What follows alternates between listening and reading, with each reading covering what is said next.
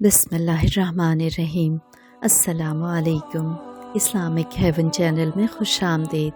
اگر آپ کو ویڈیو پسند آئے تو اسے لائک شیئر کیجیے گا، چینل کو سبسکرائب کیجیے گا اور بیل آئیکن کو ضرور پریس کیجیے گا تاکہ ہر نئی آنے والی ویڈیو آپ کو بر وقت مل سکے۔ ایک مرتبہ کا ذکر ہے کہ خلیفہ منصور نے ایک رات اپنے وزیر سے کہا کہ جاؤ اور حضرت امام جعفر صادق رضی اللہ تعالیٰ عنہ کو پکڑ کر لاؤ تاکہ میں انہیں قتل کروں۔ وزیر نے کہا کہ کیا وہ صادق جو گوشہ نشین ہو کر یاد الہی میں مستغرق ہے اور کسی غیر سے اس کا کوئی واسطہ ہی نہیں ہے؟ وزیر کی یہ بات سن کر خلیفہ منصور وزیر سے غصہ ہو گیا اور کہنے لگا کہ اسے ہی لے آؤ تاکہ میں اسے قتل کروں۔ وزیر نے خلیفہ منصور کو ہر طرح سے منع کیا مگر وہ نہ مانا۔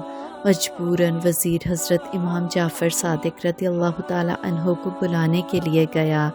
خلیفہ نے اپنے ملازموں سے کہا کہ جب بھی امام صاحب تشریف لائیں اور میں اپنے سر سے ٹوپی اتار دوں تو تم اسی وقت تلوار سے اس کا خاتمہ کر دینا۔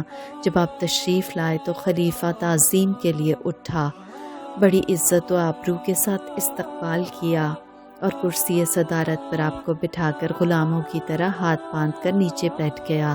ملازم سخت حیران و پریشان ہوئے۔ خلیفہ نے آپ سے خدمت کی درخواست کی۔ آپ نے فرمایا سب سے بڑی خدمت یہ ہے کہ آئندہ تم مجھے مت بلانا تاکہ میری عبادت میں خلل نہ آئے۔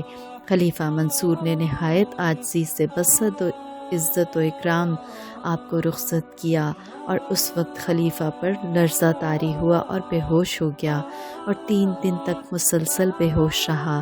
جب خلیفہ ہوش میں آیا تو وزیر نے بے ہوشی کی وجہ پوچھی۔